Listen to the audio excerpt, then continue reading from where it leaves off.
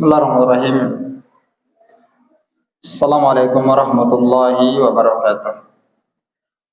Innal hamdalillah nahmaduhu ta'ala wa nasta'inuhu wa nastaghfiruh wa na'udzu billahi min shururi anfusina wa sayyiati a'malina.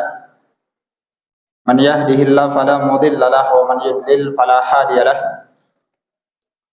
Asyhadu an la ilaha illallah wahdahu la syarika lahu wa asyhadu anna Muhammadan abduhu wa rasuluhu.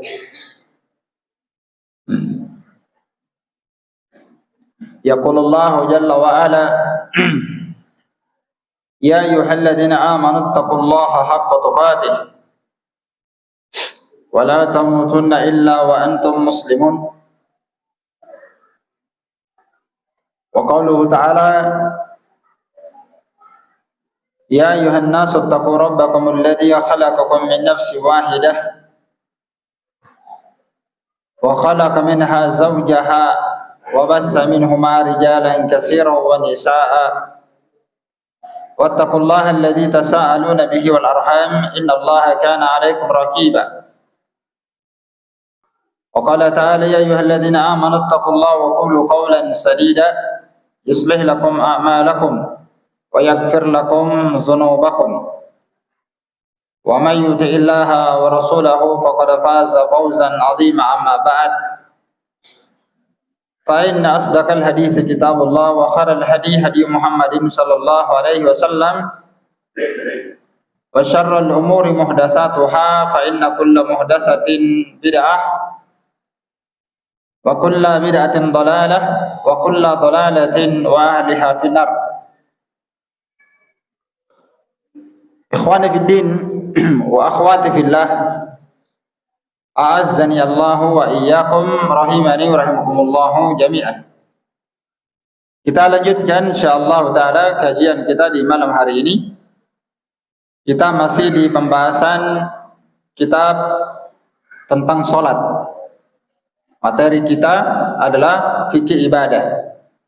Ya, fikih ibadah ini pembahasannya luas. Satu pembahasan saja terkait tentang masalah salat itu pembahasannya sangat panjang. Termasuk pembahasan yang paling meluas dalam kitab fikih adalah pembahasan salat. Pembahasan tentang apa? Salat. Kita pada pertemuan fikih ibadah ini sudah sampai pada pembahasan seputar masalah azan dan iqamah. Kita sudah sampai pada pembahasan hukum syariat terkait tentang azan dan iqamah. Kita sudah membahas definisi azan dan iqamah, juga tentang keutamaan azan dan iqamah. Nah, maka pertemuan di malam ini kita melanjutkan bab yang selanjutnya, yaitu adab seorang muazzin. Ya, adab seorang tukang azan. Bagaimana adab seorang ketika dia mengumandangkan azan sebagai tukang muadzin? Yakunul muadzin mutatahhiran. Seorang yang azan hendaklah dia bersuci dari hadas. Tapi itu bukan syarat. Bukan syarat sah azan harus suci dari hadas, tidak. Tapi itu hukumnya mustahab, disunnahkan. Suci dari hadas kecil dan besar bagi seorang yang mengumandangkan adzan. Dan hal itu sama bagi orang yang tentunya disunnahkan ketika seorang mengumandangkan azan memanjangkan suaranya. Jadi dia panjangkan Allahu Akbar, dia panjangkan. Adapun ketika dia iqamah, maka dia memendekkan iqamahnya, dipercepat. Allahu Akbar, dipercepat. Ya beda ya antara azan dan iqamah. Maka seorang yang iqamah, jangan dia iqamah seperti orang yang azan. Karena qomat itu dibaca dengan cara yang cepat. Dengan cara yang cepat. Nah,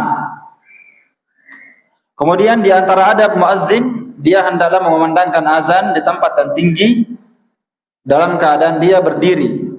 Dia tidak boleh azan dalam keadaan duduk. Ya, hendaklah dia mengumandangkan azan di tempat yang tinggi. Ini di zaman dahulu. Adapun kalau seorang saat ini dia azan, walaupun dia di bawah, tapi dia menggunakan mikrofon, maka mikrofon itu sudah mencukupinya, walaupun dia tidak naik ke atas atap.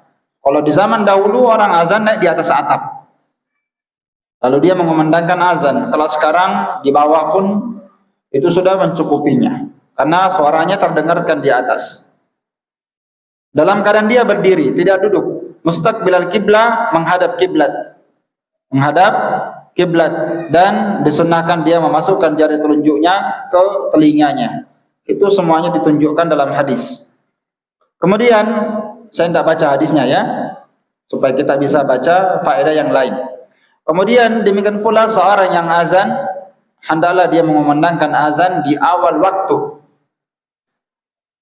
Pas masuk waktu dia langsung kumandangkan azan. Dia kumandangkan azan. Kemudian adab muazzin selanjutnya, disunnahkan seorang yang muazzin memiliki suara yang keras. Memiliki suara yang keras. Ya saat ini orang yang azan walaupun suaranya kecil pakai mikrofon jadi besar. Ya, ini di zaman dulu. Kalau dulu orang yang jadi tukang azan itu suaranya yang besar supaya suaranya itu didengarkan oleh kaum muslimin. Ya kalau sekarang walaupun kecil, teriak kecil, diputar volumenya jadi keras di atas. Ya. Nah, ini kemudahan namanya ya. Kemudian di antara adab muazzin disunnahkan memiliki suara yang bagus. Suara yang indah. Ya tentunya kalau antum mendengarkan lantunan muazzin dengan suara yang indah, suara yang merdu, ya tentu ini akan menambah semangat ya. Nambah semangat bagi orang yang mau sholat. Dia akan menjadi rindu untuk sholat, semangat untuk sholat. Iya. Baik.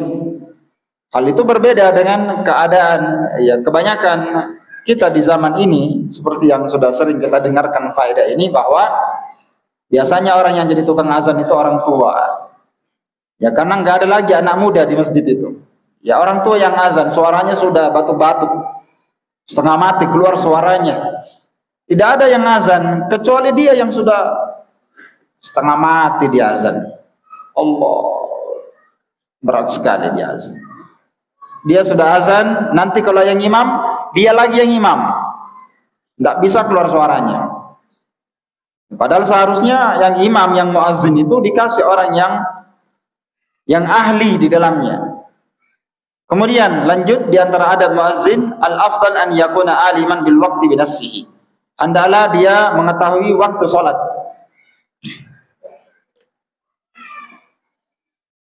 Hendaklah dia mengetahui waktu-waktu salat. Makanya seorang muazzin itu dia harus tahu waktu salat. Dia harus tahu dan pelajari waktu salat. Apakah dia tahu sendiri atau kalau dia buta dikasih tahu bahwa waktu salat sudah tiba. Karena dulu ada muazzin Nabi SAW, seorang yang buta namanya Ibnu Ummi Maktum. Abdullah ibnu Umi Maktum, seorang yang buta.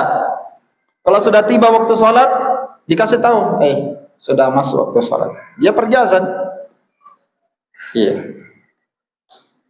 Kemudian di antara adab muazzin, wajib seorang muazzin aminan, seorang yang amanah, wajib. Ini wajib bukan sunnah. Wajib seorang muazzin seorang yang amin. Artinya orang yang amanah. Apa artinya amanah? Tidaklah dia azan kecuali di waktu telah masuknya waktu sholat. Dan tidaklah dia qomat setelah dia melihat imamnya datang. Atau orang yang amin, terpercaya, menjaga waktu sholat. Ya, karena seorang muadzin yang tidak amin, tidak terpercaya, ini akan membahayakan kaum muslimin. Bayangkan kalau dia azan, orang akan buka puasa di rumahnya, belum masuk waktu sholat. Dia azan maghrib, belum masuk waktu maghrib, dia pergi azan. Orang buka puasa di rumahnya, ternyata belum masuk waktu maghrib. Kalau dia azan, maka orang di rumah dari kalangan perempuan yang tidak wajib pergi ke masjid, dia sholat di rumahnya padahal belum masuk waktu sholat. Maka yang menanggung dosanya si muazzin. Ya, makanya wajib dia seorang yang amin.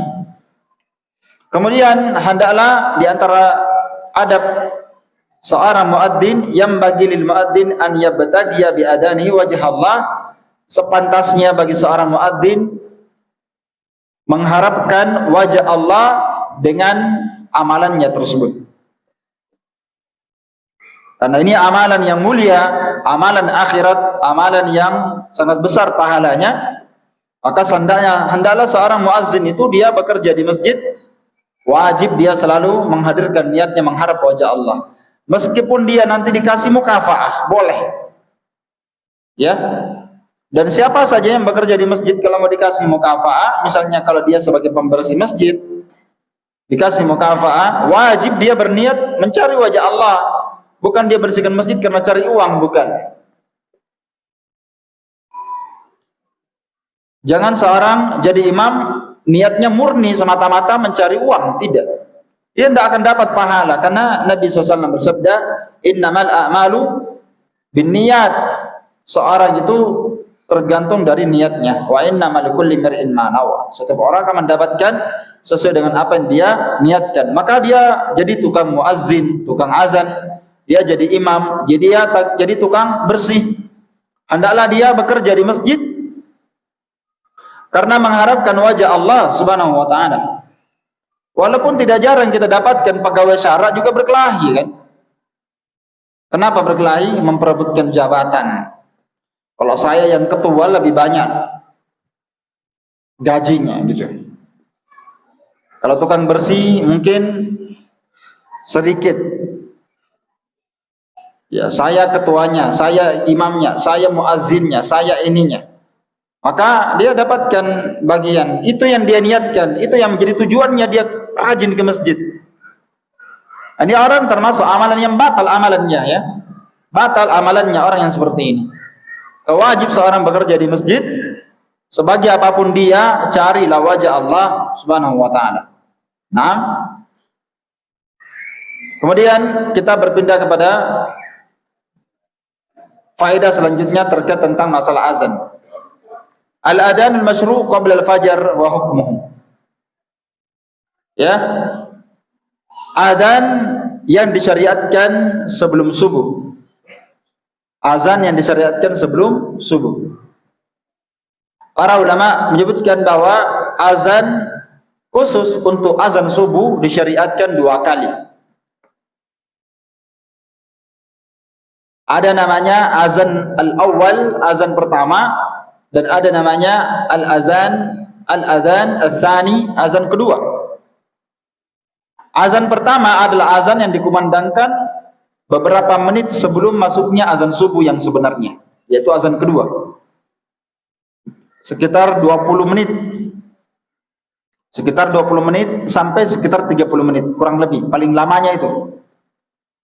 Dia azan, misalnya kalau waktu sholat jam 4.20 subuh, maka dia azan jam 4. Itu namanya azan pertama. Untuk apa azan pertama ini? Ya fungsinya untuk membangunkan orang yang sholat. Membangunkan orang yang sholat. Atau agar supaya orang yang sudah melakukan qiyamul lail dia istirahat, bisa disemangatkan kembali bahwa waktu salat sudah dekat. Apalagi faedahnya? Supaya orang bisa bangun makan sahur. Itu di antara faedah azan pertama. Supaya orang yang makan sahur itu bisa dia makan sahur. Kalau dia azankan jam 4, di situ dia masih bisa makan sahur. Itu di antara faedah azan yang pertama. Dan itu Nabi SAW bersabda, la yamna'anna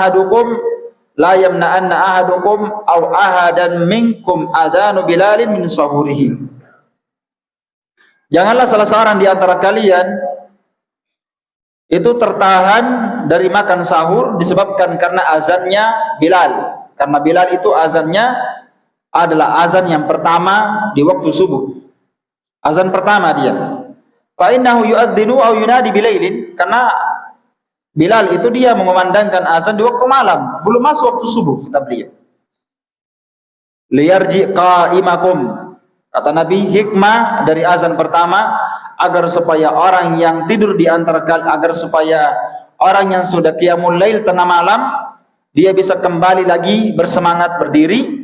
Wal yutanabbah naimakum, dan fungsi yang kedua untuk membangunkan orang yang tidur di antara kalian. Iya. Dan ada hadis yang lain, Nabi SAW bersabda, inna bilalan yu'adzinu bilailin, sesungguhnya Bilal azan di waktu malam sebelum masuknya waktu subuh, maka fakulu washrabu, makan dan minumlah kalian. Berarti masih boleh makan setelah azan pertama, makan dan minumlah kalian hatta yu'dana ibnu ummi maktum, sampai azan ibnu ummi maktum. Ya, kalau sudah azan ibnu ummi maktum, maka telah masuk waktu salat subuh, itulah azan kedua. Ya. Dan para ulama menyebutkan bahwa kalau seorang mengumandangkan azan pertama dan azan kedua, maka as-salatu khairum minan naum, dia letakkan di azan yang pertama. Di azan yang kedua dia tidak menggunakan as-salatu khairum minan naum. Kalau dia kedua kali azan. Iya. Itu pendapat sebagian para ulama, dan ada yang berpendapat bahwa as-salatu khairum minan naum itu diletakkan di azan yang kedua. Itu pendapat sebagian juga para ulama. Tapi kalau dia azannya satu kali saja, enggak dua kali, maka dianjurkan dia tetap membaca as-salatu khairun minan naum. Ya, walaupun dia satu kali azan pas ketika masuknya waktu salat subuh. Kemudian lanjut syarat muadzin dan syarat azan. Ini bab selanjutnya. Syurutul muadzin wal adan. Syaratnya muadzin dan syaratnya azan. Adzan ini memiliki syarat-syarat. Ada syarat yang terkait dengan muazzinnya sendiri, dan ada yang syaratnya terkait dengan selainnya. Syarat yang pertama dari azan, an yakunal adzan murattaban. Azan itu wajib tertib. Wajib tersusun dari takbir Allahu Akbar sampai seterusnya. Tak boleh dibalik-balik. Maka siapa yang membalik-balik azan, maka azannya tidak sah. Yang kedua, azan itu an yakuna mutawaliyan, harus bersambung. Lain tertib, lain bersambung, ya. Ini yang kedua, syaratnya bersambung. Apa maksudnya bersambung? Ya, setelah dia membaca yang pertama, dia sambung yang kedua, dia sambung yang ketiga, dia sambung yang keempat, seterusnya bersambung. Ya. Jangan setelah dia baca Allahu Akbar, dia duduk dulu merenung. Setelah itu dia sambung lagi. Nah, itu enggak boleh. Disambung maksudnya, ya. Ada syarat yang ketiga, hendaklah azan itu setelah masuknya waktu salat. Itu syarat azan dikumandangkan setelah masuknya waktu salat.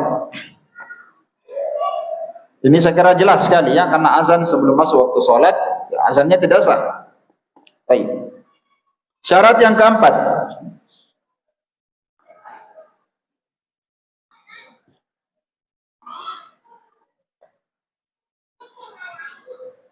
Tidak diperbolehkan si tukang azan lahan itu artinya salah mengucapkan lafaz. Tidak boleh si tukang azan lahan itu salah mengucapkan lafaz ketika dia mengumandangkan azan. Jadi orang yang azan ini nggak boleh sembarangan ya. Yang paling banyak melakukan kesalahan ketika azan orang yang tidak pernah belajar bahasa Arab. Makanya biasa antum dengarkan azan orang macam, kalau orang yang pandai bahasa Arab, orang yang tahu ilmu, dia akan tahu ini tukang azan keliru. Ya seperti apa yang saya contohkan bulan yang sebelum pertemuan ini, orang yang membaca as-salatu khairum minan naum, dia tidak pakai mim. As-salatu khairum minan naum, tidak pakai mim. Di situ ada mimnya di situ. As-salatu khairum minan naum, mim, mati mim. Naum artinya tidur. As-salatu khairun, lebih baik, minan naum dibandingkan apa? Tinro, tidur. Kalau naum, min naum, naum pakai mim, bukan naum. Ikan tadi anda belajar bahasa Arab. Iya. Kalau dia salah tajwid, salah artinya kata para ulama. Kalau dia azan, salah artinya, salah lafaz dia baca, salah artinya. Salah artinya. Sama kalau dia imam. Ya kan? Sama kalau dia imam. Ya, orang baca amin saja banyak salah kan? Baca amin saja itu paling gampang, paling sering didengarkan orang baca amin saja banyak salah. Orang baca amin itu macam-macam. Amin pakai ng. Pak Aming. Ada yang panjang sekali, ada yang pendek sekali. Karena apa? Enggak belajar. Iya. Jadi belajar. Dia mau tukang azan dulu, belajar dulu azan. Bagaimana cara lafaz-lafaznya itu, bahasa Arabnya, tajwidnya. Karena salah lafaz, salah bacaan, tentunya yakhtallul makna, maknanya rusak. Ya. Misalnya dia baca Allahu Akbar, Allahu Akbar. Oh, itu maknanya rusak, hancur maknanya itu. Atau dia baca Allahu Akbar, Allahu Akbar. Antum tahu artinya itu? Yang saya baca? Apakah Allah Maha Besar atau Maha Kecil? Rusak artinya toh? Karena di situ masuk alif istifham. Allahu Akbar artinya apa? Apakah Allah Maha Besar? Karena perbedaan panjang pendek saja. Iya. Kalau panjang sekali akbarnya Allahu Akbar, itu salah juga. Akbar itu panjang artinya apa? Genderang artinya. Drum, antum main drum. Iya. Coba lihat ya bahasa Arab ya. Baik, maka tentunya ini merusak makna. Ini lahannya lahan parah, lahannya ini ya. Lahannya salah. Ya, sama dengan sholat yang jadi imam. Kalau jadi imam bahaya kalau dia tidak belajar Al-Fatihah. Al-Fatihahnya dulu paling penting itu ya. Iya. Kalau dia orang Jawa, alhamdulillahirabbil alamin. Jadi Jawa dia. Lain lajahnya. Ngalamin. Iya. Bahaya orang tidak belajar. Rusak Al-Fatihah, tidak sah salatnya. Syarat azan yang kelima, raf'us shaut bil adan, mengangkat suara ketika mengumandangkan azan. Itu syarat azan dan muazzin. Syarat keenam, an yakunal adan alal adadil ladzi ja'at bis sunnah. Hendaklah azannya itu jumlahnya sesuai dengan petunjuk sunnah. Hendaklah azan itu jumlahnya sesuai dengan petunjuk sunnah. Berapa lafaz azan kemarin kita sebut? Ada ingat? Berapa lafaznya azan? Dari Allahu Akbar sampai selesai. Berapa lafaz? Ada ingat? 5? 16? 15 atau 16? Ah, lupa nih. Ya. Ada sekitar 15 lafaz kemarin kita bahas. Kalau komatnya berapa lafaz? 11. Ada kemarin antum catat ya. Itu kalau antum hitung ada 15 lafaz. Itu petunjuk. Baik.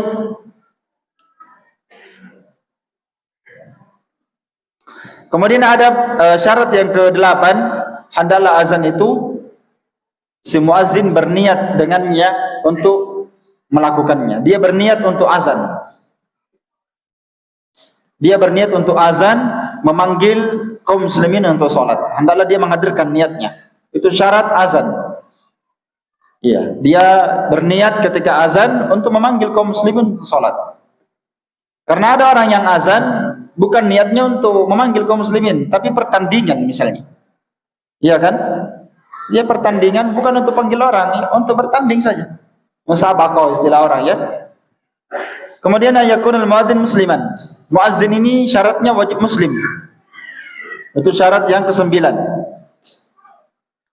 Muazzin haruslah seorang muslim. Maka orang kafir azannya tidak sah. Karena orang kafir dia bukan orang yang layak beribadah, masih kafir. Syarat yang ke-10, muazzin dipersyaratkan sudah mumayyiz. Dipersyaratkan sudah mumayyiz. Itu syarat sahnya azan. Yang azan itu bukan anak yang belum mumayyiz. Mumayyiz itu yang mana itu mumayyiz? Mumayyiz itu adalah umur sebelum balik. Itu mumayyiz. Jadi boleh anak-anak disuruh azan walaupun belum balik, syaratnya apa? Mumayyiz. Syaratnya dia sudah mumayyiz. Sudah mumayyiz. Apa itu mumayyiz? Yaitu anak yang paham kalau diajak berbicara, bisa menimpali ketika ditanya. Itu syarat.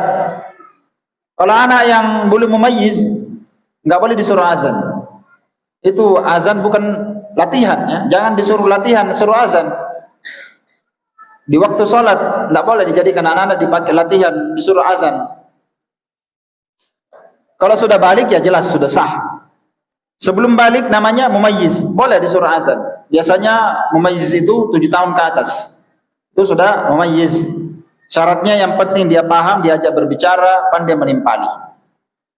Syarat yang ke-11, an yakuna akilan. Seorang muazzin haruslah orang yang berakal. Bukan orang apa? Bukan orang gila. Maka orang gila yang azan tidak sah azannya. Walaupun orang gila itu bagus kelihatan normal, tapi dia azan tidak sah azannya. Yang ke-12, syarat azan an yakuna dukranan, an yakuna dzakaran. Hendaklah yang azan itu adalah laki-laki, tidak boleh perempuan. Hendaklah yang jadi tukang azan adalah laki-laki, bukan perempuan. Maka para ulama memberikan fatwa perempuan itu tidak boleh azan dan tidak boleh iqamah. Perempuan ya, tidak azan dan tidak iqamah. Perempuan mau sholat, enggak ada iqamat, enggak ada azan. Ya, yang boleh azan dan iqamat hanya laki-laki. Kemudian syarat yang terakhir, an yakuna adlan, hendaklah si tukang azan ini adalah seorang yang adil. Adil maksudnya dia adalah seorang yang bukan orang yang apa? Dia adalah orang yang terpercaya, adil, ya. Baik.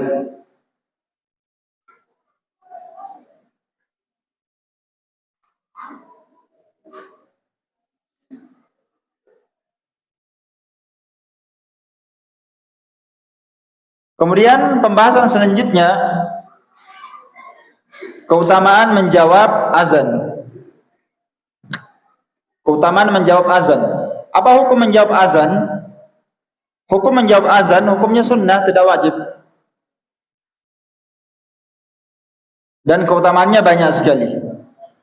Adapun dalil tentang hadis menjawab azan, Nabi SAW bersabda, "Idza sami'tumul muadzin falyaqulu misla ma yaqul." Apabila kalian mendengarkan tukang azan apabila kalian mendengarkan muazzin mengumandangkan azan, maka falyaqulu, hendaklah kalian menjawab semisal dengan bacaannya muazzin, sama. Jadi orang menjawab azan sama dengan bacaannya muazzin, sama persis, kecuali apa? Hayya 'alas shalah dan hayya 'alal falah. Maka dia menjawab apa? La haula wala quwata illa billah. Ini catatan pertama, bahwa disunnahkan menjawab panggilan azan sama persis dengan jawabannya, sama persis dengan bacaan muazzin, kecuali hayya 'alas shalah dan hayya 'alal falah.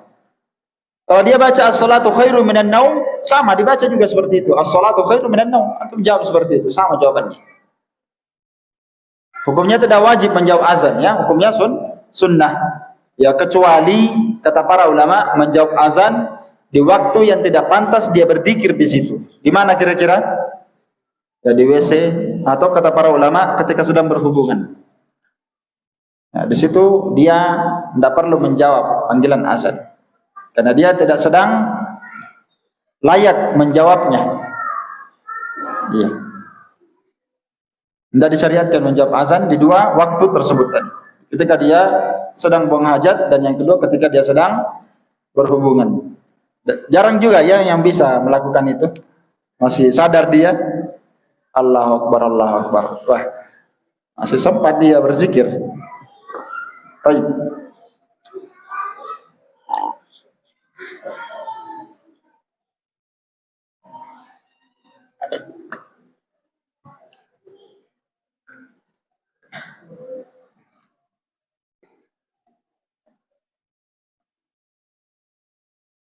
Ada faedah yang saya ingat tiba-tiba hilang. Iya. Tentang keutamaan menjawab panggilan azan. Oh iya, saya sudah ingat. Terkait tentang menjawab azan, ini kadang muncul, kadang hilang ya, muncul tenggelam. Iya. Menjawab azan itu, ini perhatikan, ini faedah penting. Menjawab panggilan azan itu disyariatkan bagi orang yang mendengarkan azan. Bagi orang yang mendengarkan azan, bukan bagi si tukang muazzin itu sendiri. Muazzin itu sendiri dia tidak menjawab azan, tidak. Paham ya? Jadi kalau antum sebagai tukang azan, antum tidak perlu menjawab azannya antum. Paham ini? Iya.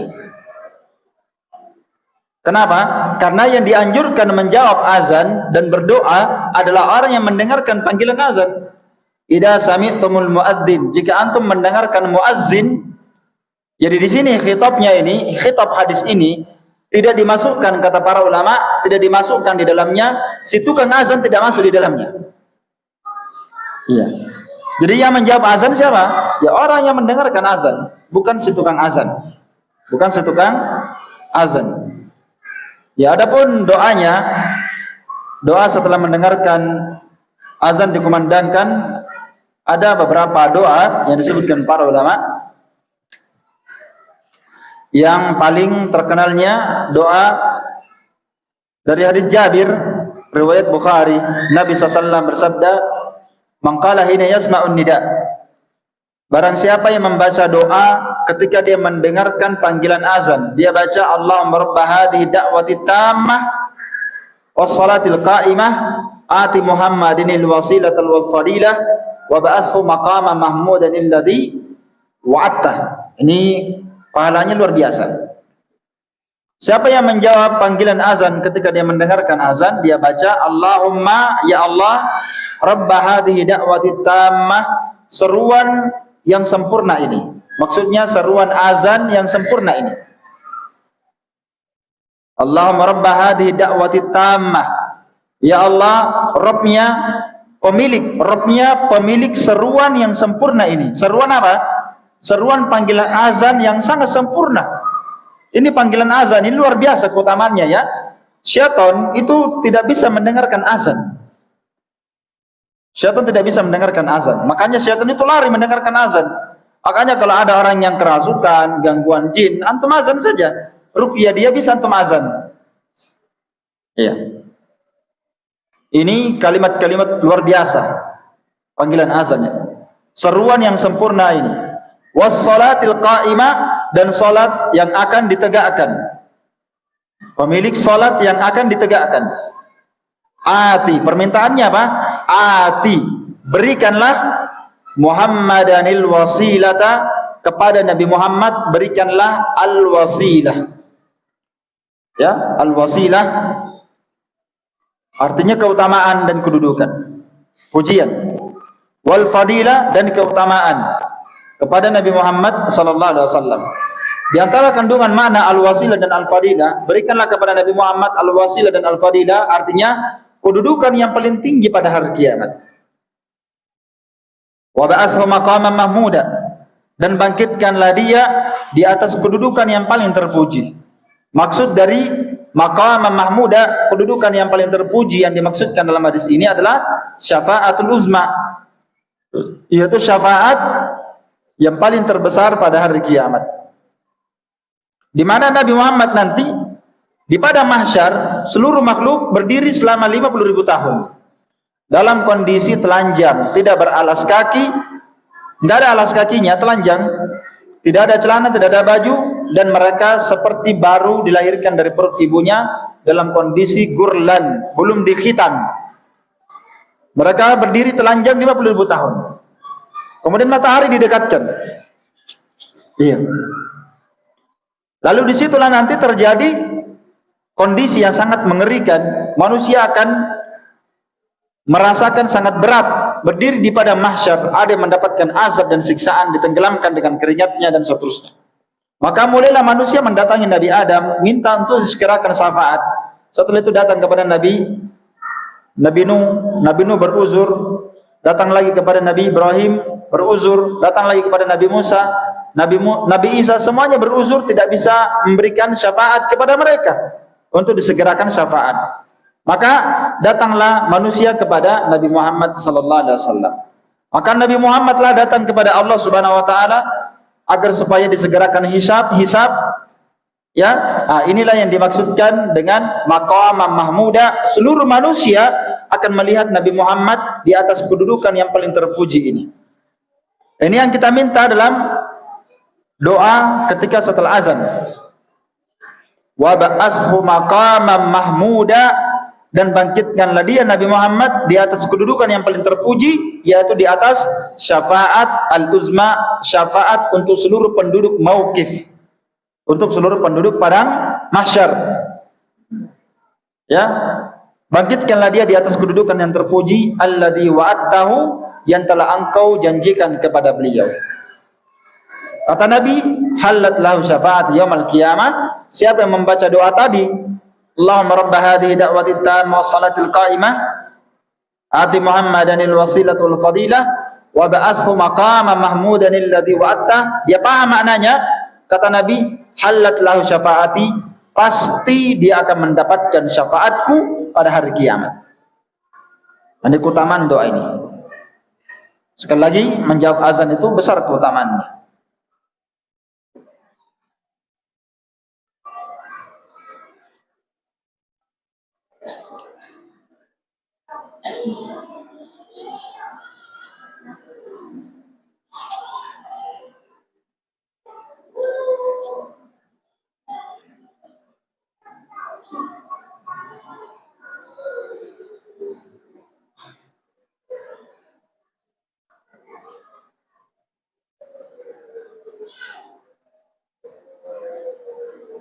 Panjang pembahasannya, kita lompati sebentar. Selanjutnya, hukum keluar dari masjid ketika azan dikumandangkan. Hukum keluar dari masjid ketika azan dikumandangkan. Para ulama mengatakan bahwa yahrumu khurujun min man wajabat alaihi salatu ba'dal azan.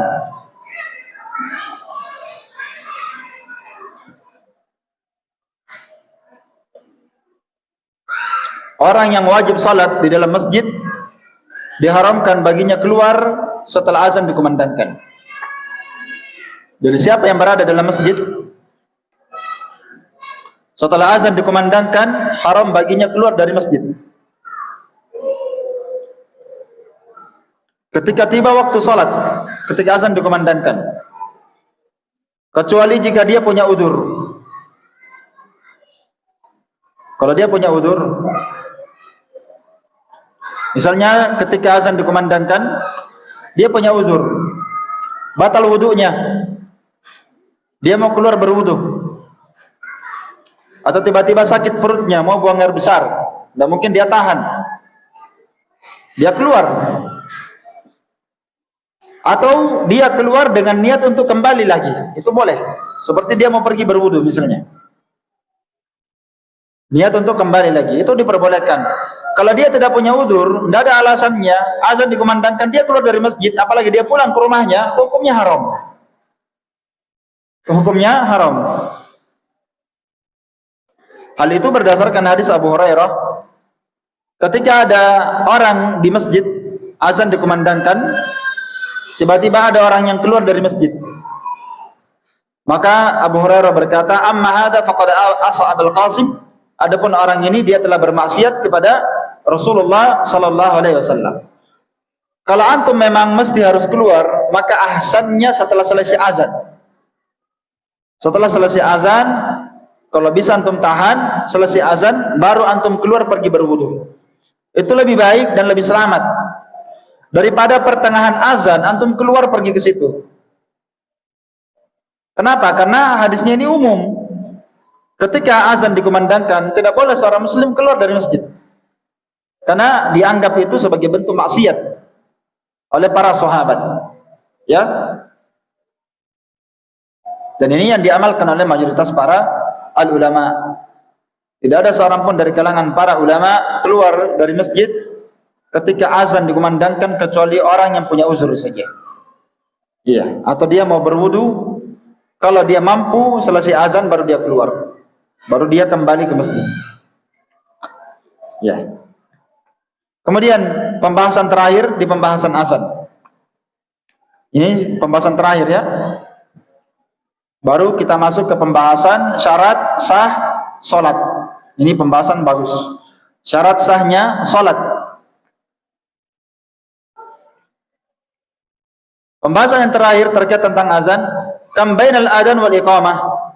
Berapa jaraknya antara azan dan iqamah? Ini faedah.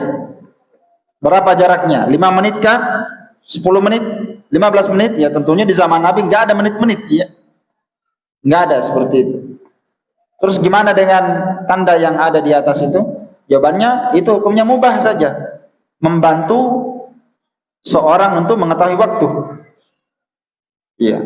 Boleh seorang menggunakan jam digital itu, ada menitnya ya. Supaya orang yang sholat sunnah dia lihat, oh ini masih ada kesempatan sholat sunnah. Iya. Tapi di sini kita berbicara terkait tentang hukum syariat, petunjuk sunnah. Berapa jaraknya antara azan dan qomat itu? Al-adhan syuri'a lil i'lam bidukhuli waqti shalah. Sekarang saya terangkan keterangan para ulama ya di sini, supaya kita tahu tentang bagaimana jarak, karena tidak jarang juga orang ini ribut gara-gara masalah ini ya. Ada yang maunya 2 menit saja qomat nih. Jadi kita salat sunnah tak poso-poso. Baru ki salat sunnah 1 rakaat qomat nih orang. Iya. Ini lihat sekarang petunjuk syariat. Kata para ulama, azan itu disyariatkan untuk apa? Memanggil kaum muslimin. Ini dulu yang dipahami. Kalau kita mau tahu bagaimana panjangnya antara azan dan qomat, kita harus tahu dulu apa sebenarnya hikmah orang disyariatkan azan. Apa tujuannya orang dikumandangkan azan? Memanggil orang yang manggil orang yang sholat. Tentunya orang yang dipanggil sholat, tidak ada itu orang dipanggil sholat langsung ada semua dalam masjid. Iya kan? Yang dipanggil itu ada yang masih di kantornya masih menulis, ada yang masih di rumahnya baring-baring. Iya kan? Berarti apa? Dia butuh dikasih waktu untuk persiapan ke masjid. Dan tentunya bukan cuma persiapan ke masjid, dia juga butuh dikasih waktu supaya dia bisa sholat Sunnah. Kira-kira kalau habis azan dikasih waktu 5 menit, itu sedikit. Kenapa? Karena kalau orang tidur dia dengarkan azan, pas selesai azan dia baru bangun, baru dia kencing saja ini butuh 1 menit. Iya kan? Coba kalau hitung-hitung, kencingnya 1 menit. Tak buka matanya lagi setengah menit. Bicara sama istrinya butuh 1 menit lagi. Berpelukan sama istrinya baru dia tinggalkan rumahnya. Bercanda sedikit. Ini butuh waktu ini. Iya kan? Butuh waktu. Iya. Baik. Maka saya ulang kembali ini yang saya baca tadi, azan itu disyariatkan untuk memanggil kaum muslimin ke masjid. Fala budda min taqdiri waqtin yattasi'u lit-ta'ahhubi lis-shalah, maka tidak boleh, tidak harus ada kadar waktu yang lapang, kata para ulama. Harus ada kadar waktu yang lapang untuk bersiap-siap melaksanakan sholat dan menghadiri sholat berjamaah. Bagi siapa? Kaum muslimin yang mau datang. Harus dikasih jarak waktu. Wa illa, kalau tidak dikasih kadar waktu, persiapan orang datang ke masjid, sholat sunnah, persiapan wudu, kalau tidak dikasih waktu, la dha'at faidatun nida, maka tidak ada gunanya azan. Enggak ada gunanya azan. Enggak bermanfaat. Kalau sudah azan langsung qomat, enggak ada faedahnya azan itu. Karena azan itu untuk memanggil orang sholat. Kenapa kita panggil orang sholat langsung kita qomat? Kan bahasanya begini ya, kalau saya panggil antum langsung saya tancap motor, lambat kiai. Gimana caranya? Antum baru panggil, kita butuh jalan dulu waktu kan. Setelah saya baru jalan, antum sudah tancap. Iya, tancap gas. Maka kalau tidak dikasih jarak waktu, tentunya tidak ada faedahnya orang azan, mengumandangkan azan. Wa salat tafwitu salatil jamaah, apa akibatnya lagi? Tentu akan luput salat berjamaah bagi kaum muslimin. Ala kasirin minal muridina laha, tentunya akan luput salat berjamaah bagi kebanyakan kaum muslimin yang ingin salat berjamaah. Akan luput itu. Lianna man kana la ta'amihi, karena orang yang dipanggil untuk salat ke masjid ada orang yang dalam kondisi makan, kondisi minum. Ada pula yang melaksanakan pekerjaannya dan hajatnya. Gairu mutawaddi'in halan nida, kebanyakan orang yang dipanggil itu tidak dalam kondisi berwudu pas setelah dipanggil azan. Iya kan? Apakah orang yang dipanggil azan ini pas azan sudah berwudu semua? Tidak. Ya kan? Baik. Karena itu orang yang dipanggil azan ada yang masih makan, masih minum, ada yang masih tidur. Ya kan? Baik, ada yang sedang bercerita. Ada, intinya mereka itu belum berwudu kebanyakannya ketika azan dikumandangkan. Idza istamarra ala hadhihi al-umur aw qama yatawaddau fatatul jamaah. Ya, apabila seorang tidak memberikan waktu ya bagi orang untuk berwudu, tentunya dia akan luput dari salat berjamaah kalau tidak dikasih waktu. Atau kalau dia tidak luput salat berjamaah, paling dia akan luput sebagiannya, dia akan masbuk. Dia akan masbuk. Iya. Bisa babi ta'jil wa adamil fasal bainal adzan wal iqamah, disebabkan karena saking cepatnya qomat atau tidak adanya jarak waktu antara azan dan iqamah. La siyama idza kana maskanahu ba'idan min masjidil jamaah. Apalagi terlebih-lebih lagi apabila orang yang tempat tinggalnya jauh dari masjid. Rumahnya 2 kilo. Ada rumahnya orang 2 kilo. Dan ini siapa yang melihatnya ini? Imam. Oh, ini rumahnya 1 kilo, ini 2 kilo, ini 10 kilo. Dia tahu jamaahnya. Yang tanggung jawab itu imam. Imam itu jangan dia pikirkan tanggal 1 nih. Alhamdulillah. Dia pikir itu saja. Ini tanggal 1 nih. Alhamdulillah. Dia tidak peduli jamaahnya. La haula wala quwata illa billah. Kenapa? Kan dia enggak belajar. Yang dia pikirkan itu terima gaji saja. Iya. Maka dia harus tahu jamaahnya. Ini jamaahnya ada yang jauh sekali, ada yang dekat, dia lihat ada yang tua, ada yang muda. Itu kewajibannya imam. Kalau kewajibannya muazzin, gimana? Azan. Dia tanggung jawabnya di azan. Dia adalah amin. Tiba waktu azan, langsung di azan. Makanya tadi syaratnya di awal waktu di azan. Iya. Maka terlebih lagi orang yang rumahnya jauh dari masjid. Makanya Imam Al-Bukhari membuat satu bab dalam Sahih Al-Bukhari, bab kam bainal adzan wal iqamah. Imam Al-Bukhari dalam Sahih Al-Bukhari menyebutkan ada satu bab kam bainal adzan wal iqamah. Berapa jarak antara azan dan qamat? Lakin dalam disebut at-takdir indahu, tapi beliau tidak menyebutkan takdir, tidak menyebutkan batasan berapa lama dia qamat, tidak ada batasannya. Sebenarnya ini enggak ada batasan sebenarnya di sini ya. Tapi ini kembali kepada urf, kondisi dan keadaan. Dilihat kondisi dan keadaan. Kira-kira kalau 10 menit cukup, ya 10 menit qamat. Kira-kira kalau tidak cukup 10 menit karena ada yang rumahnya jauh sekali, ya tambah jadi 12 menit atau 15 menit. Tidak ada masalah seperti itu. Mana dalilnya? Oh, banyak dalilnya, banyak sekali. Nabi SAW kan itu sahabat yang muazzin, dan ini diantara adab bagi muazzin dan adab bagi muazzin. Perhatikan ini ikhwan, karena ini walaupun antum tidak jadi muazzin, tapi antum bisa kena pelanggaran di situ. Siapa itu? Itu yang tidak sabar langsung qomat. Mitaladan ya, Allah Akbar, Allah Akbar. Itu salah itu dia itu. Kenapa? Karena itu ada adab di situ. Para sahabat mereka tidak qomat sampai mereka melihat Nabi datang. Kalau Nabi tidak datang, tinggal mengaji. Mau datang jam berapa terserah. Karena para ulama berkata begini, yang berhak untuk menegakkan qomat adalah imam, bukan muazzin. Muazzin itu kewajibannya azan. Yang qomat itu haknya siapa? Dia apa ini kawan? Yang punya hak untuk qomat siapa yang perintah? Imam. Kalau bukan ki imam, jangan kita macam-macam. Jangan kita suruh orang qomat. Qomat mau kau. Nanti siapa yang imam kamu? 3 kul, bisa?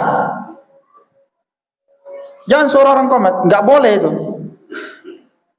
Makanya sahabat yang jadi tukang azan, mereka tidak qomat sampai Nabi SAW datang, baru mereka qomat. Sampai Nabi pernah datang jam 12 malam, tengah malam ya. Sudah lewat 1/2 malam, baru Nabi datang sholat isya. Baru mereka bangun qomat. Kalau kita kira-kira gimana ini? Ya. Itu Nabi ajari para sahabat bagaimana namanya adab azan dan adab qomat. Enggak boleh itu ada orang yang mau-maunya dia qomat, enggak boleh itu. Dilarang itu. Bukan hak dia, itu haknya imam. Iya, nanti dia boleh qomat, imamnya sudah kasih kode qomat, baru qomat. Kalau imamnya merasa belum mau qomat, jangan qomat. Kenapa? Karena ada hal yang dia lihat. Apa yang dia lihat? Makmumnya seperti Nabi SAW, saya kasih contoh. Kalau jamaahnya Nabi lihat sahabat masih ada yang belum hadir, Nabi tidak suruh qomat.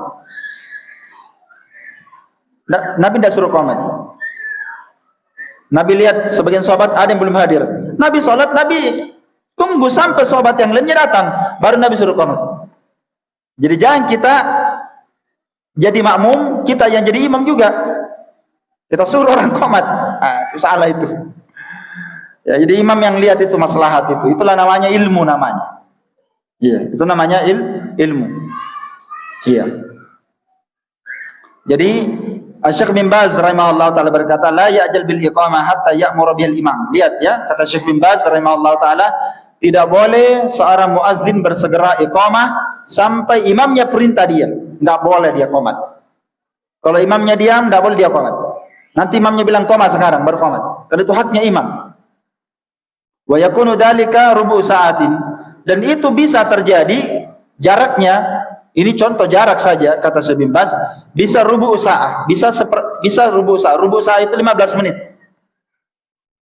15 menit, 15 rubu' sa'ah itu bisa 20 menit atau 15 menit. Jadi antara 15 sampai 20 menit. Situ yang boleh sebutkan.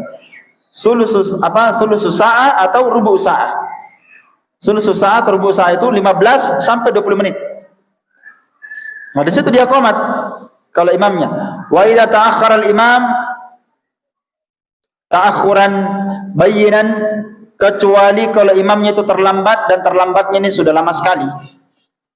Jaza'an yataqaddama ba'dul hadirin, maka boleh sebagian hadirin maju jadi imam wa yusalli bin nas, dan mengimami manusia. Kalau imamnya terlambat dan terlambatnya ini memang tidak wajar, bukan kebiasaannya.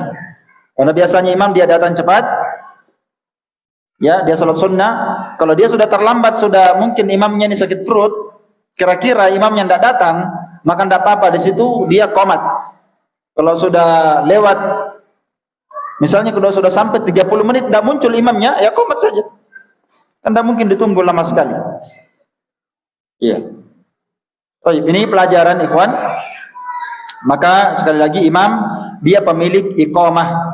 Tidak ada yang boleh iqamah walaupun muazzin sampai imam memberikan dia isyarat, sampai dia memberikan isyarat. Baik, selesai pembahasan azan. Pada pertemuan akan datang kita akan masuk terkait tentang masalah syarat sahnya salat. Ini penting sekali, syarat sahnya salat. Baik, kita azan kemudian kita buka tanya jawab. Bagi yang mau bertanya, kita bukakan tanya jawab sedikit terkait tentang masalah salat atau selainnya. Tafadhal.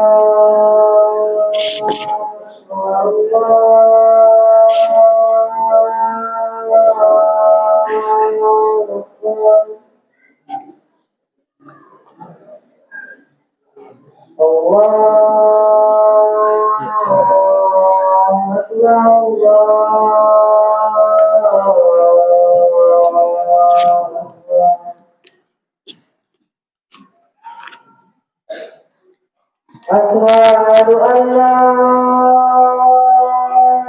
ilaha illallah.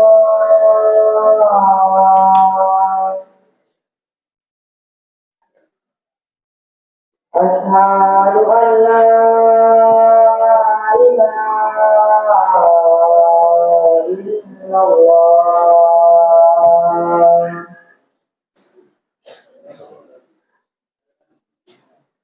Asyhadu anna Muhammadan Rasulullah.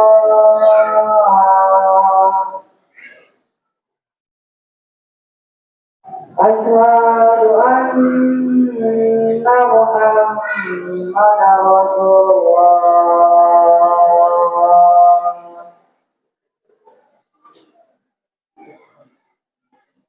Hayya 'alas shalah.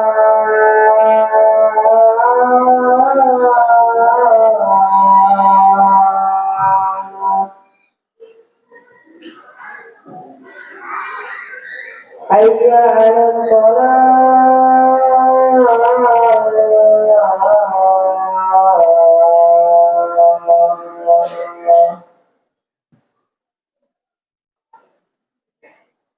Hayya 'alal falah.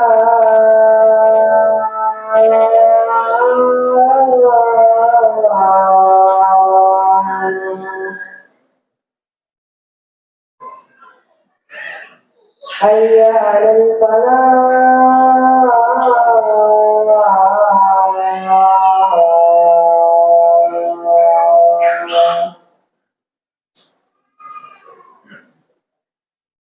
Allahu Akbar, Allahu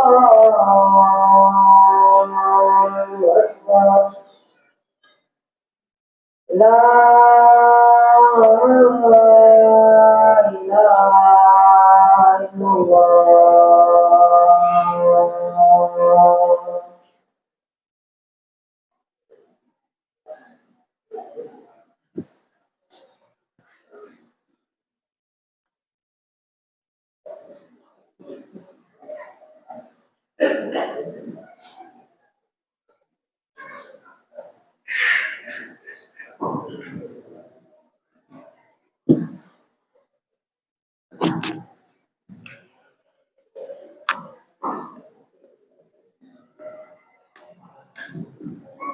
Taib, yang mau bertanya silahkan.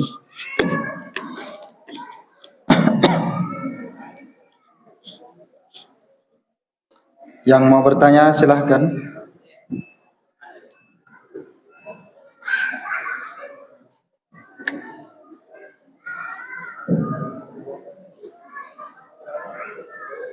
Assalamualaikum warahmatullahi wabarakatuh. Assalamualaikum. Saya pernah sholat asar di satu masjid. Waktu rakaat kedua, imam tidak nyebut naik. Ya, ayat pertama, ayat awal. Jadi saya berbicara, subhanallah, tidak ada saya tidak rakaat itu baru semua itu tidak rakaat baru tasawuf awal. Jadi langsung lagi nanti rakaat keempat saya pergi dengan lagi subhanallah dan pertanyaan. Jadi saya berhenti, banyak saya berhenti di rakaat saya di rakaat lima rakaat. Soal rakaat bisa jadi 5 rakaat, saya cuma 4 rakaat. Jadi selesai sholat, baru mengingat saya kata itu ini, dan dia para tadi jadi saya para kali saya yakin kata itu kita kerja. Selesai sholat, orang bicara kata itu beda. Jadi ini yang di sebelah yang belum ini yang jadi apa gitu karena ada yang bilang satu tidak apa tidak apa di saat karena ada yang bilang satu. Jadi bagaimana ini Ustaz? Baik, jadi saya sudah paham. Jadi pertanyaannya, tadi dia sholat di rakaat kedua dia tidak tasyahud awal, sudah ditegur berdiri. Nanti di rakaat ketiga baru dia tasyahud awal. Jadi dia pahamnya tasyahud awalnya ternyata sudah rakaat ketiga. Berarti otomatis dia tambah 2 lagi. Dia tambah 2 lagi berarti cukup 5 sholatnya. Ya, di rakaat keempat dikasih ingat supaya tasyahud awal, tasyahud akhir. Tentunya dia pahamnya tadi sudah tasyahud awal, berarti tasyahud akhirnya tambah 2 tak?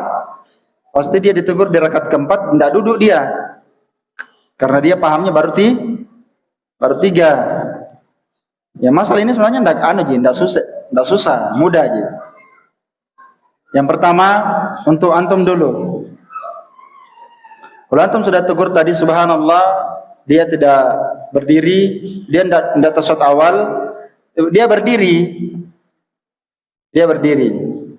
Baik. Nanti rakaat ketiga ketika dia mau tasyahud, di situ ditegur dulu juga. Subhanallah, tapi dia mungkin bingung. Ya, dia bingung. Ini saya ditegur, apa yang salah? Biarkan saja dia. Sudah ditegur, biarkan saja. Baik, nanti kita di rakaat keempat. Nanti ketika kita di rakaat keempat, dia tambah yang dia seharusnya di rakaat keempat, kita duduk. Di situ kita duduk. Kita jangan tambah yang kelima.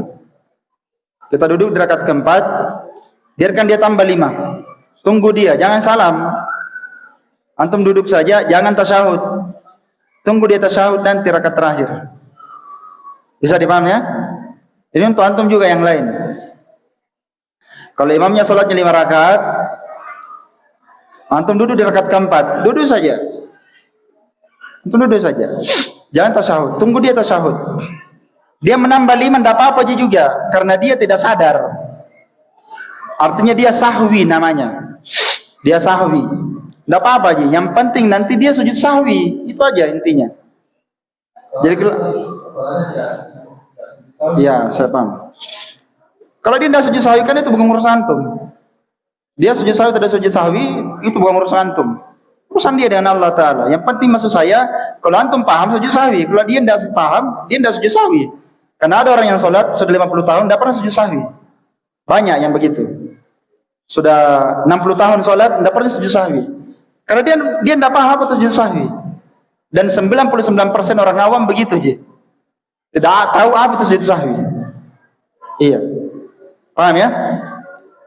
Baik, sekarang di rakaat keempat antum tidak berdiri, antum tunggu. Dia rakaat kelima, lalu dia tasyahud, kita ikut tasyahud. Oh, itu tasyahud. Setelah salam, kita ikut salam. Paham ya? Selesai. Begitu ji. Intinya apa ihwa? Ini intinya. Yang kedua lagi, kalau ada orang yang keliru jadi imam sholatnya, jangan kimema. Tidak apa-apa gitu. Kenapa banyak orang yang kacau sholatnya karena memai? Mata nih. Tidak usah mema. Ada semua solusinya itu, ada. Kalau antum sudah pernah belajar hukum sujud sahwi di buku ini, kita akan bahas sujud sahwi nanti, pembahasan Syekh Utsaimin. Bagus sekali. Bagaimana caranya mengobati itu kesalahan-kesalahan orang yang sholat.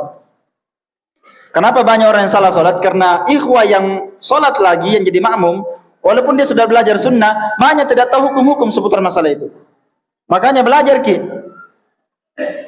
Belajar ki. Kenapa? Saya yakin masih banyak sekali yang antum tidak tahu tentang masalah hukum, menambah dan mengurang tentang orang yang sholat. Iya. Masih banyak antum belum tahu. Dan cara menegur orang yang salah itu masih banyak antum belum tahu. Masih banyak. Jadi butuh ki belajar. Jadi kalau intinya ada imam salah, dia menambah, dia mengurang, dia makin mema, tidak apa-apa itu. Ada semua solusinya. Dan ada semua jawabannya dan ada caranya. Iya. Dia mau menambah sampai 5, 6, enggak itu masalah. Karena dia lupa dia, bukan antum ya. Dia yang lupa. Dan orang yang lupa itu, yang namanya orang lupa, kadang 2 disangka 3, kadang 3 disangka 1.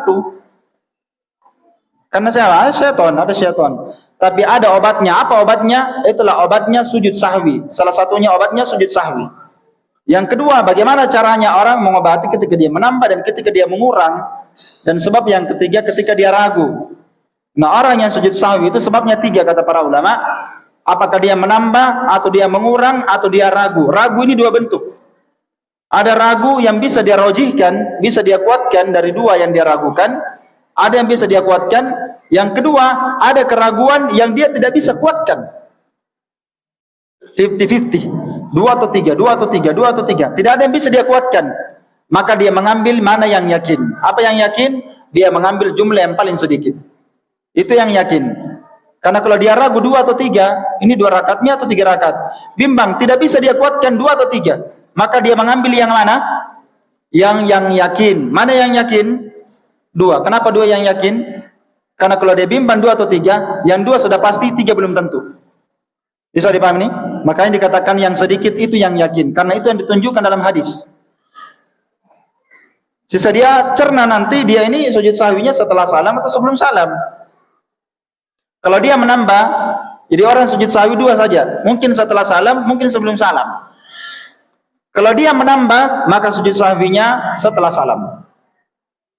Kalau dia mengurang, maka sujud sahwinya sebelum salam. Kalau dia ragu, lihat ragunya 2. Ragunya 2. Kalau dia ragu, dia bisa merojihkan dari 2 keraguan. 2 atau 3, dia bisa merojihkan. Oh, 2 ini. Tapi ada juga ragu-ragu, mungkin 3. Tapi 70 banding 30. Itu namanya bisa merojihkan. Bisa dipahami nih? Ragu, 2 rakaat atau 3 rakaat?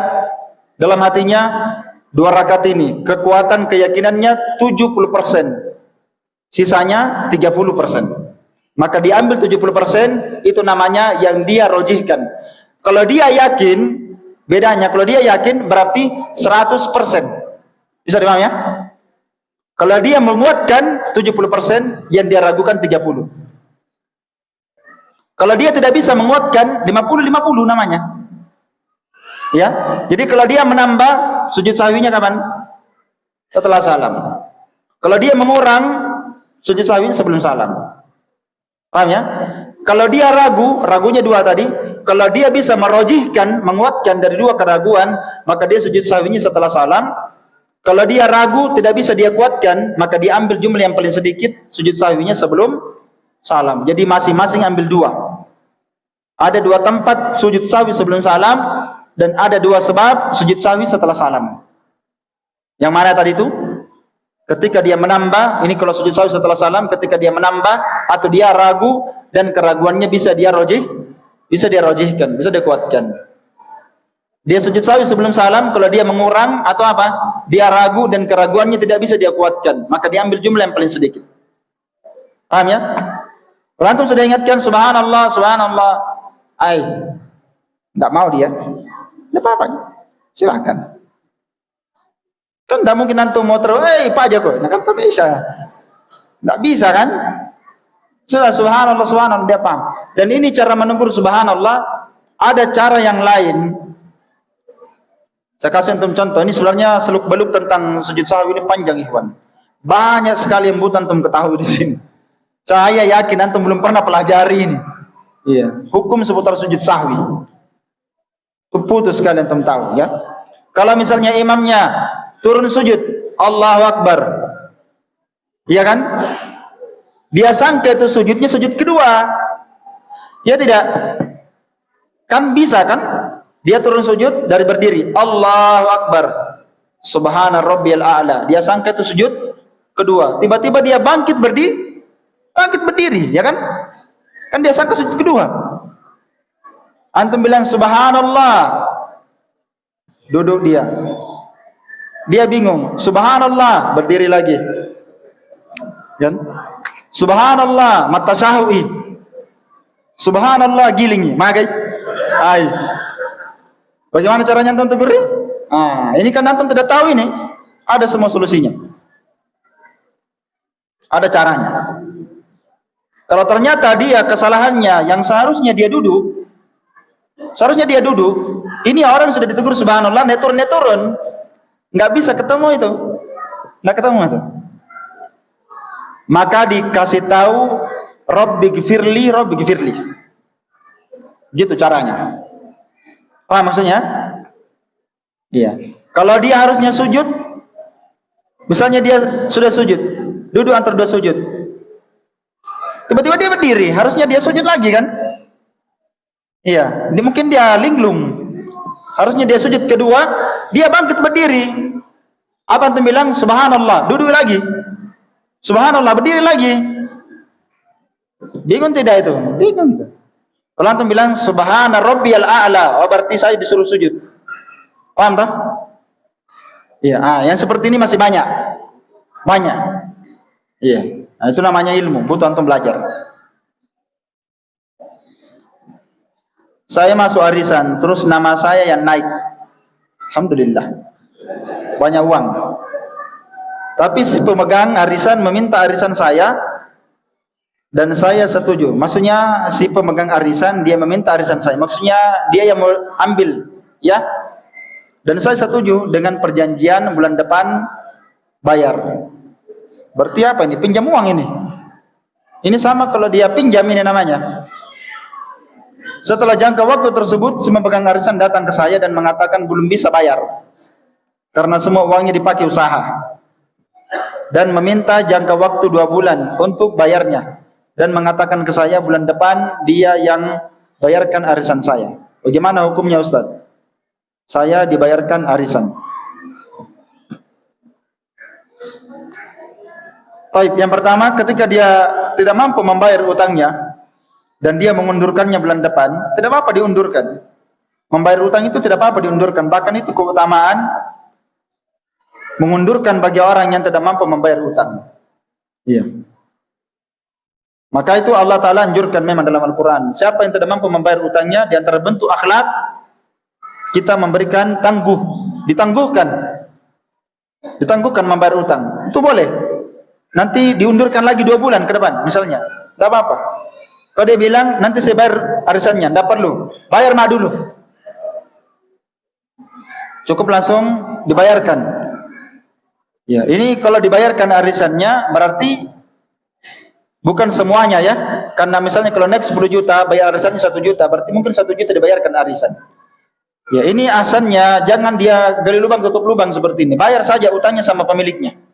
Biarkan pemiliknya dia mau pakai apa uangnya. Bayar utangnya. Berarti dia ini tidak bayar utang langsung keseluruhan. Berarti dia bayar sebagiannya saja. Asalnya dia bayar ke orangnya ya. Dibayar ke orangnya. Tidak usah dibayarkan arisannya. Wallahu a'lam. Masih ada? Kalau tidak ada kita tutup. Iya, silakan.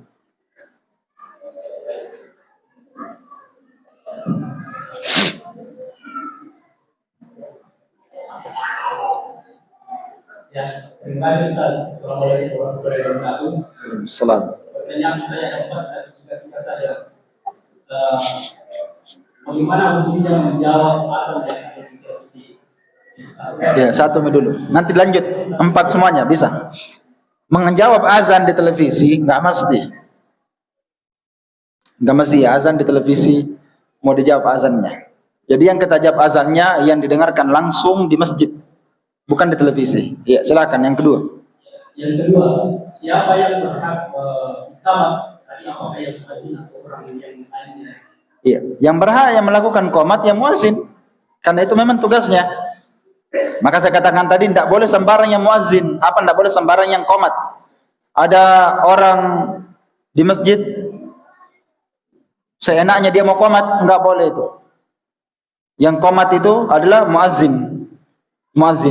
Kecuali muazzinnya memberikan izin. Muazzinnya memberikan izin atau imamnya yang kasih izin. Imamnya yang kasih izin, azan baca.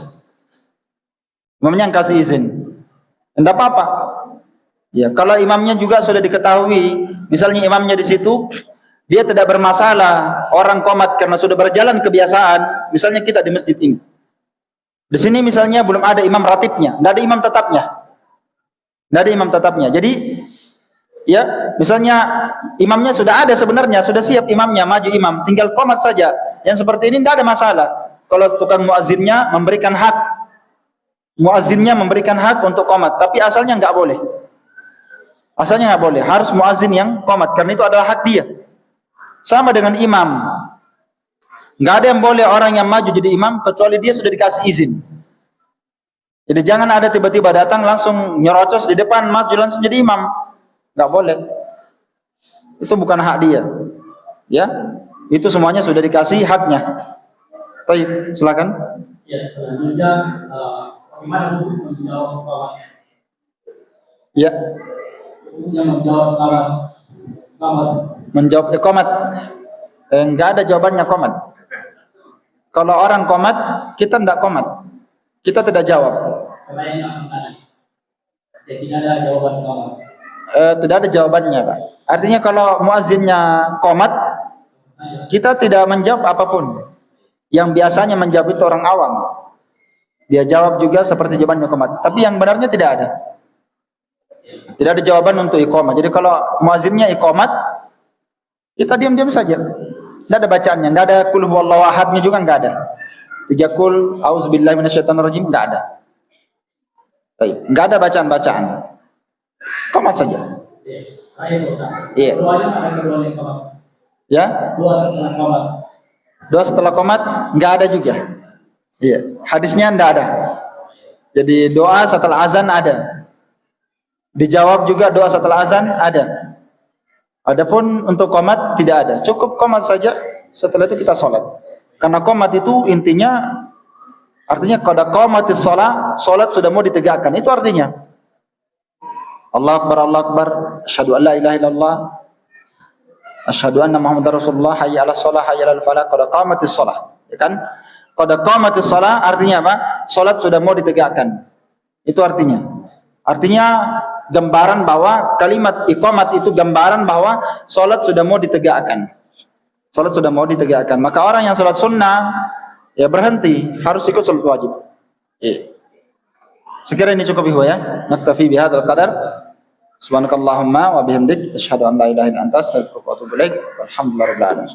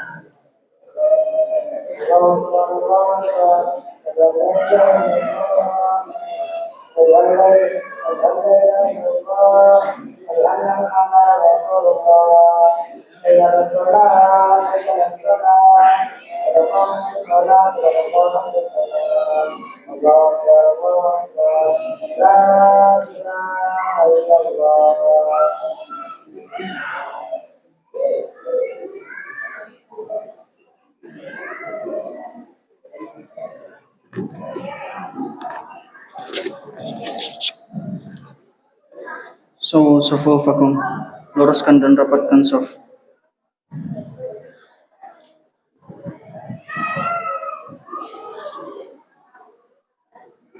Allahu Akbar.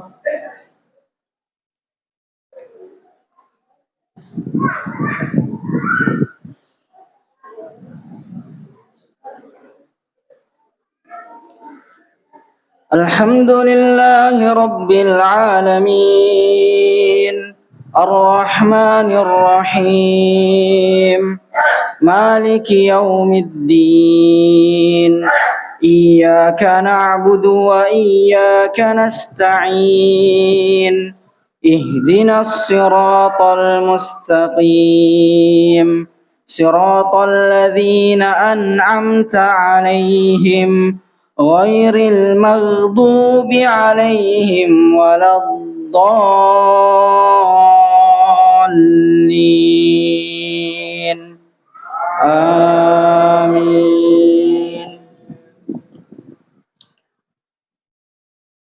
Inna lil muttaqina mafaza, hadaiqa wa a'naba, wa kawa'iba atraba, wa ka'san dihaqa, la yasma'una fiha lagwan wa la kidhaba, jazaa'an min rabbika 'ata'an hisaba.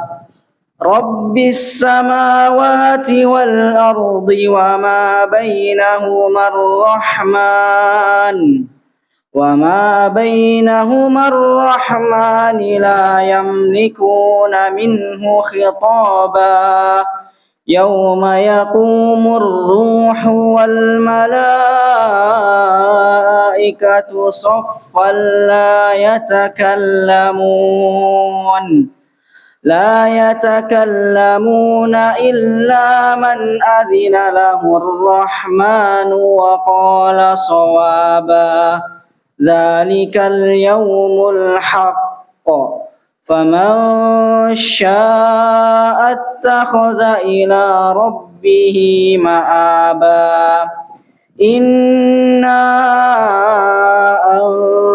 أنذرناكم عذابا قريبا يوم ينظر المرء ما قدمت يداه ويقول الكافر يا ليتني كنت ترابا.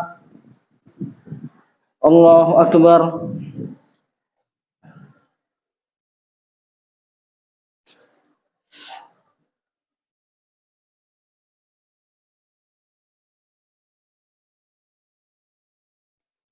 Sami Allahu liman hamidah. Allahu Akbar.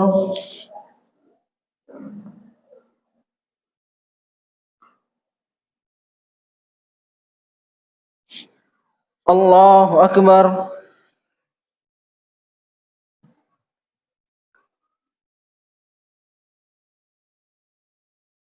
Allahu Akbar.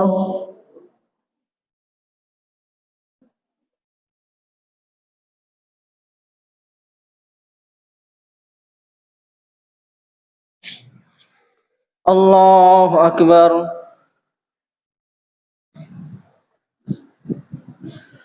Alhamdulillahi Rabbil Alamin. Ar-Rahmanir Rahim.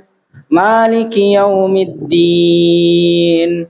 Iyyaka na'budu wa iyyaka nasta'in. Ihdinas siratal mustaqim.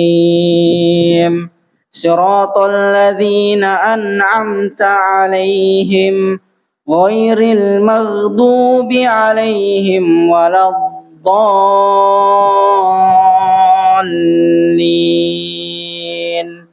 Amin.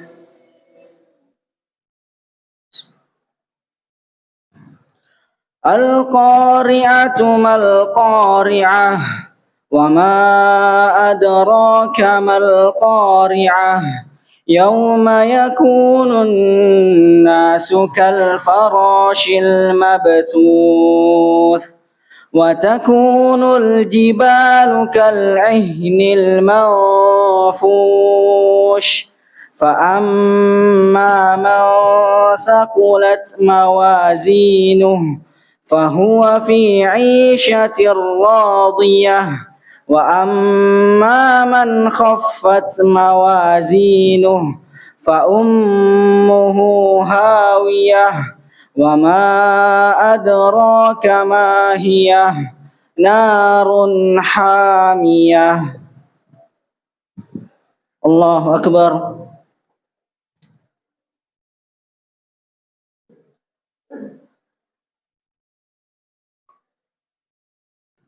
Sami Allahu liman hamidah. Allahu Akbar.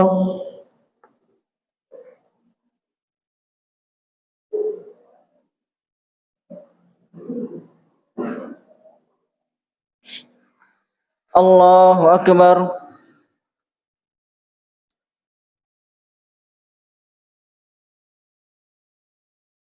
Allahu Akbar.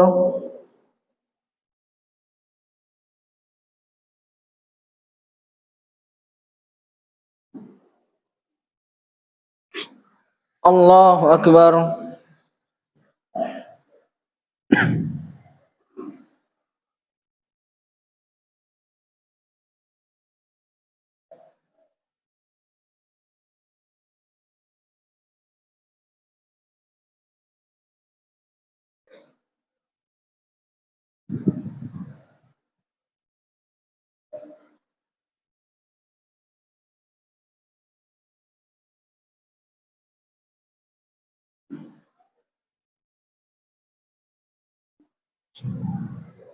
Allahu Akbar.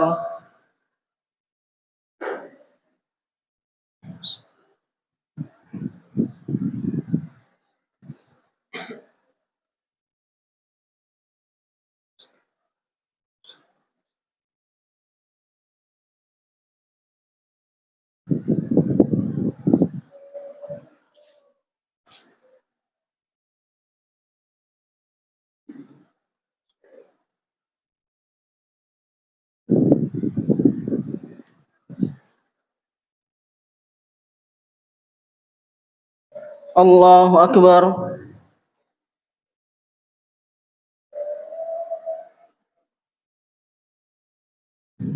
Sami Allahu liman hamidah.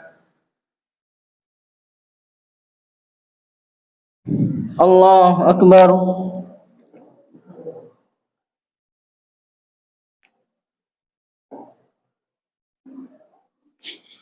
Allahu Akbar.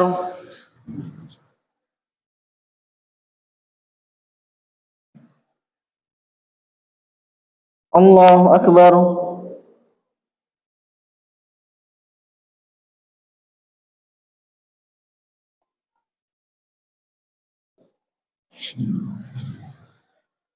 Allahu Akbar.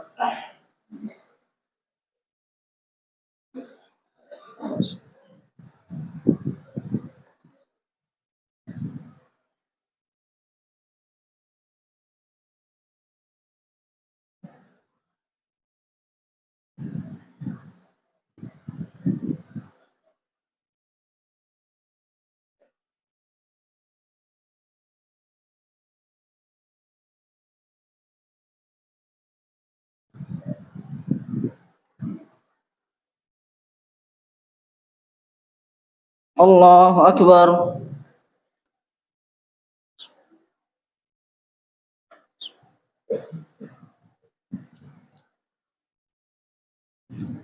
Sami Allahu liman hamidah. Allahu Akbar.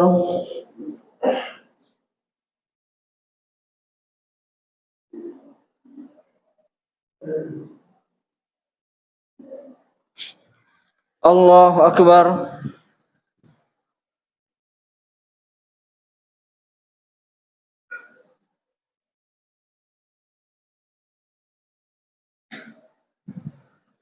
Allahu Akbar.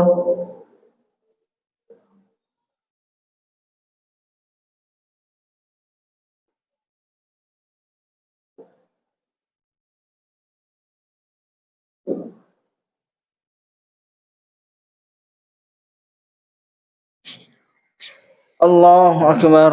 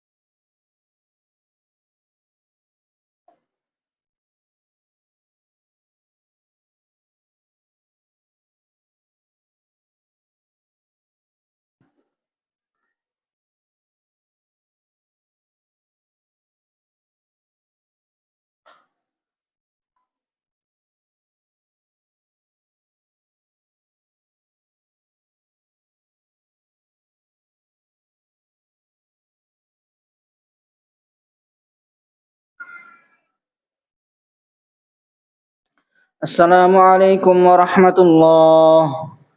Assalamualaikum warahmatullah.